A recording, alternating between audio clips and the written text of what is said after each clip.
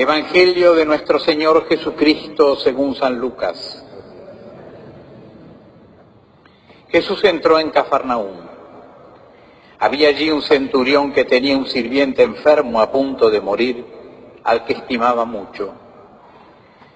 Como había oído hablar de Jesús, envió a unos ancianos para rogarle que viniera a sanar a su servidor.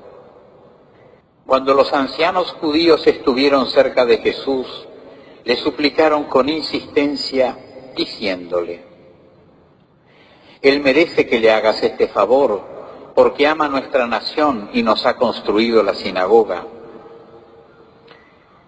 Jesús fue con ellos, y cuando ya estaba cerca de la casa, el centurión le mandó decir por unos amigos: Señor, no te molestes, porque no soy digno de que entres en mi casa. Por eso no me consideré digno de ir a verte personalmente. Basta que digas una palabra y mi sirviente se sanará. Porque yo, que no soy más que un oficial subalterno, pero tengo soldados a mis órdenes, cuando digo a uno ve, él va, y a otro ven, él viene. Y cuando digo a mi sirviente tienes que hacer esto, él lo hace. Al oír estas palabras, Jesús se admiró de él, y volviéndose a la multitud que lo seguía, dijo: Yo les aseguro que ni siquiera en Israel he encontrado tanta fe. Cuando los enviados regresaron a la casa, encontraron al sirviente completamente sano. Palabra del Señor. Gloria a ti, Señor. La primera lectura, que nos resulta extraña, alguna vez se las he explicado. En Corinto celebraban la Eucaristía no como nosotros que vamos a un templo, sino en las casas. Y además, previamente a la Eucaristía se celebraba un banquete.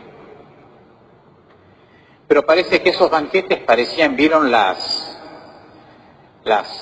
celebraciones que se hacen en las parroquias? No sé si alguna vez les pasó estar en alguna parroquia cuando se celebra algo, alguna fiesta.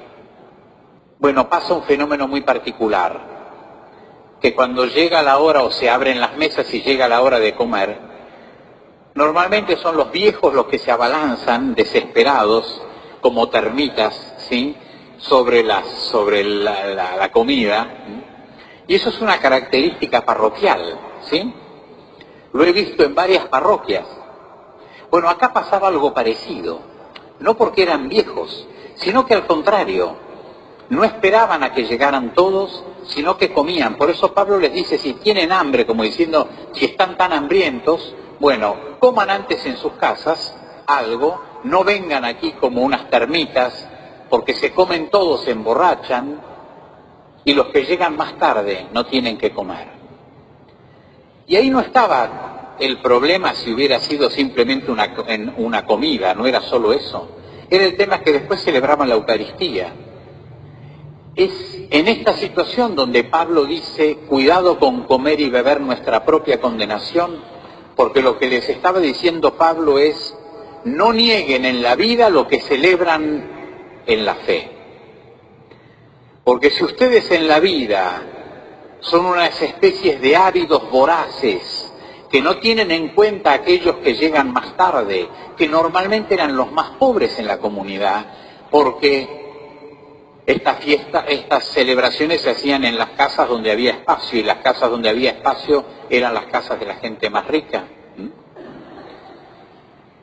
Entonces había una suerte de contradicción, de no reconocimiento de lo que se está celebrando, porque se contradice lo que se está celebrando con la cena anterior o la cena que precedía la celebración. Primer contexto. Porque en las dos lecturas hay una cuestión de reconocimiento, queridos amigos. Acuérdense que reconocer no es simplemente ver. Reconocer significa hacer lugar. Cuando uno reconoce una verdad, hace lugar a esa verdad y hace que encaja en su corazón y cambia. Con lo cual, en el reconocimiento hay un otorgamiento de un lugar a esto o a esta realidad o a esta persona que yo reconozco, y por ende también hay un desplazamiento mío en función de este reconocimiento y de este otorgamiento del lugar. ¿Qué pasa en la escena? Bueno, esta escena es lindísima. Es un centurión, es un pagano. En Cafarnaún había un puesto, por eso ahí Jesús llama al publicano, es decir, al recolector de impuestos, que en la tradición todo el mundo piensa que es Mateo, porque ahí había un puesto aduanero. Por ahí pasaban distintas mercancías que iban después hacia el Mediterráneo, hacia las zonas de Tiro y de Sidón, hacia los puertos que había ahí. Y entonces, digamos, había un destacamento romano. Pero los romanos tenían muy buena relación con los judíos en Cafarnaún. De hecho, este hombre les había construido la sinagoga. Lo más interesante de este pagano, en primer lugar, es que envía a los judíos, amigos como primeros intermediarios. Pero cuando ve que Jesús se está acercando, él no va al encuentro del Señor, sino que envía a sus servidores. Eso ya es un reconocimiento prácticamente, y además le dice Señor, no le dice Maestro. Cuando en el Nuevo Testamento alguien dice Señor, está reconociendo su carácter mesiánico. No es cualquier nombre, ¿sí? Para un hebreo, para un semita, el nombre dice al ser de la persona, dice a la misión de la persona, no es meramente un título, no es meramente una etiqueta que se pone sobre algo. Entonces ya decirle Señor está indicando algo. Este hombre que se siente un pecador, no siente, es decir, de alguna manera capta la santidad del Señor. No sabemos qué captó, pero ciertamente algo captó, y muy profundo.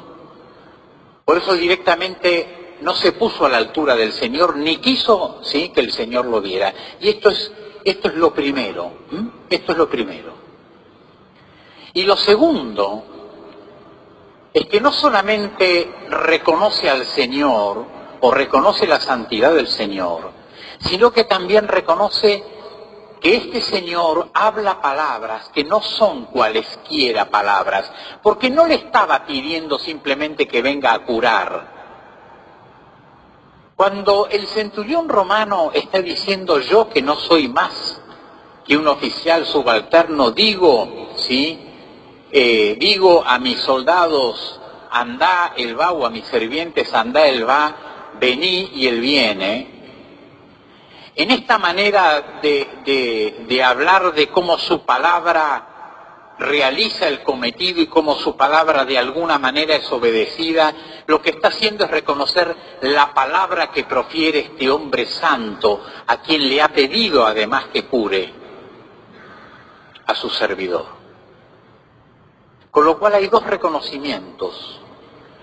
No solamente hay un reconocimiento de la persona, sino que hay un reconocimiento de la palabra. Hay una valoración de la palabra, dicha a través de los modos en los cuales él ejercía la palabra, a través de las órdenes, a través del mando.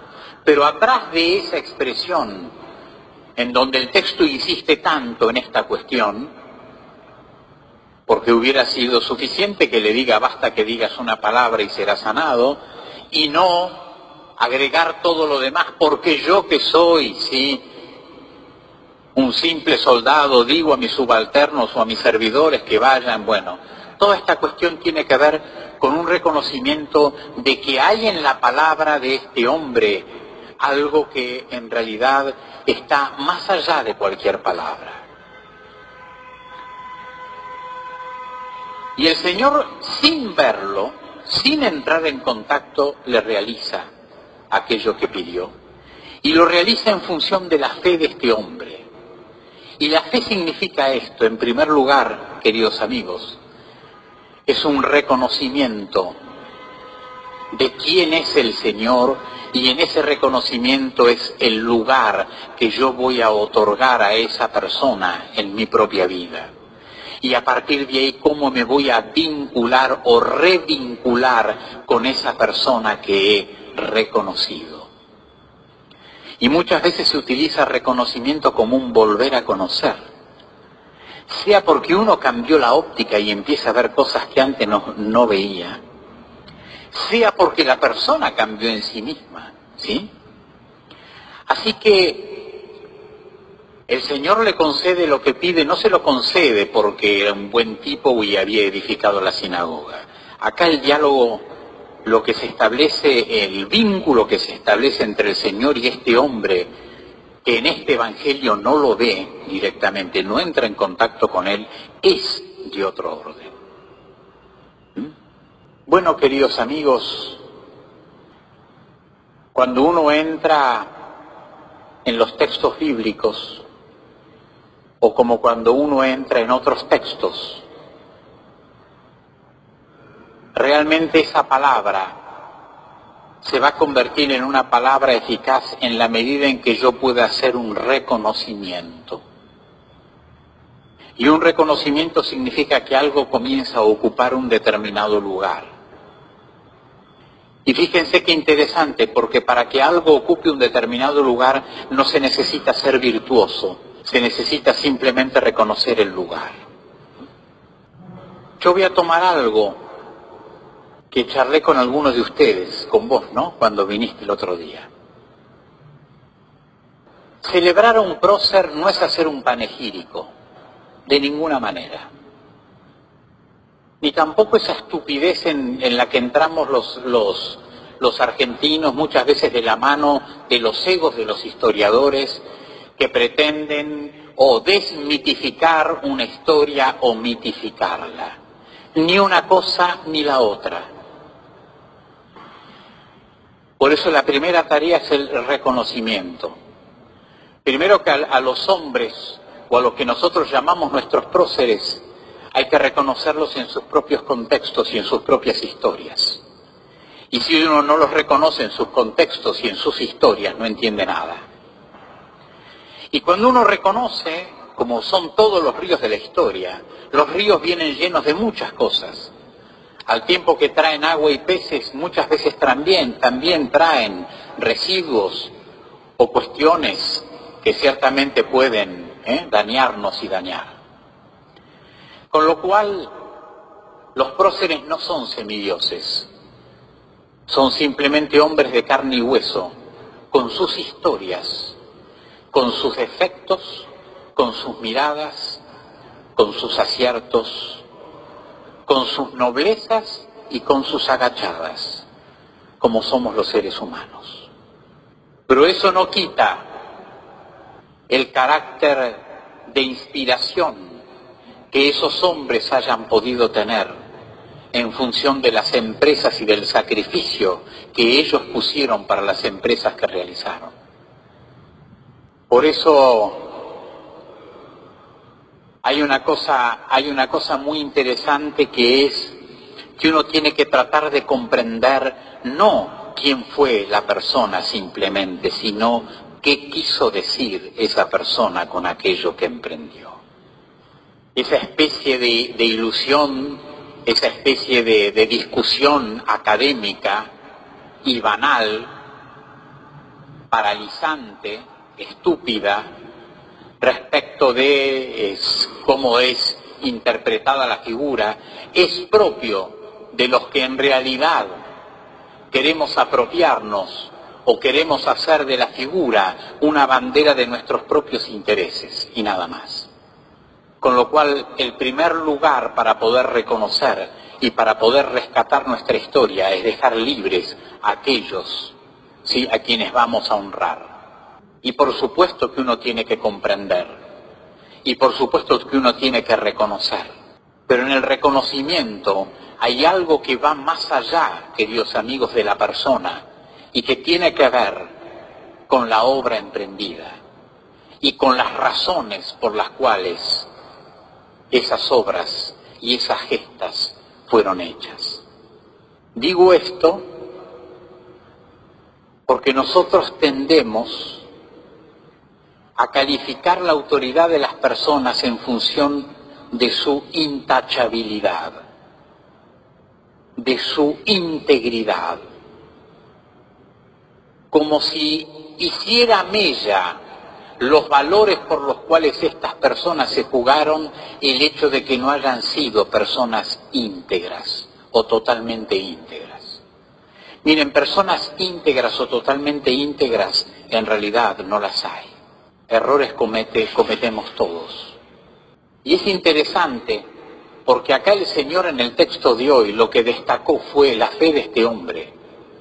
No que era pagano, no que era un hombre pecador como lo consideraban los judíos, porque llama la atención para que vean, eran judíos, no estúpidos.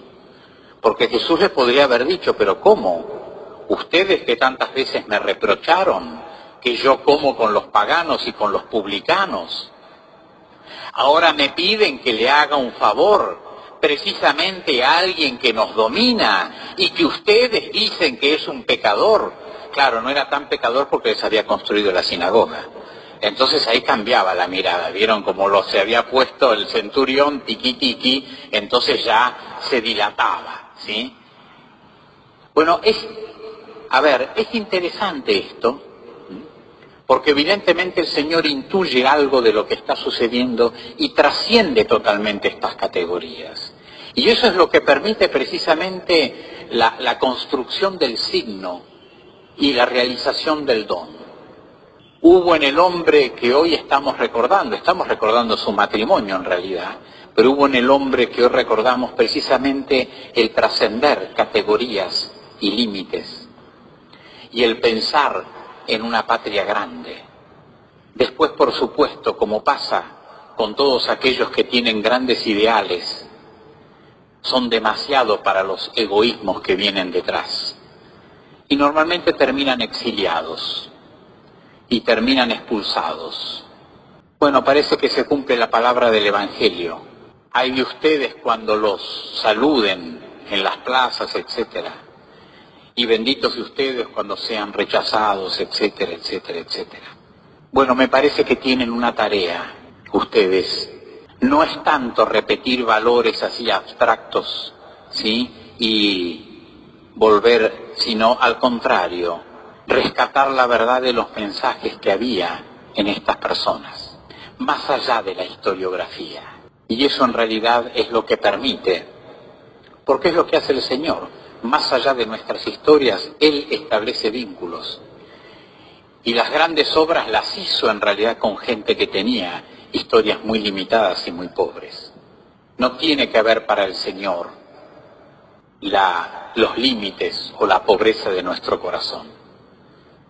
Tiene que haber el deseo y la pasión con la cual nosotros nos queremos entregar a su obra. Como este otro hombre se entregó, ¿sí?, a una pasión y a una obra que lo llevó a hacer lo que hizo. Así que bueno, vamos a pedir ese don para todos nosotros. Necesitamos verdaderamente recuperar a nuestras figuras. No sé, como les dije muchas veces, no sé cómo estudiaron historia ustedes, pero se acordarán de Ibáñez y de otros, que vamos a rezar hoy por Ibáñez también, para que el Señor lo tenga en su gloria, porque realmente nos ha aburrido tanto, tantas generaciones de gente aburrida, y yo creo que está trabada su entrada al cielo por eso, no por los pecados que cometió, sino porque sí aburrió a tanta gente. Y realmente no era la manera. Por supuesto que tenía que hacer apretada síntesis, y no tenía, evidentemente esos libros no tenían muchos recursos pedagógicos, pero no es la manera de enseñar historia, no es la manera.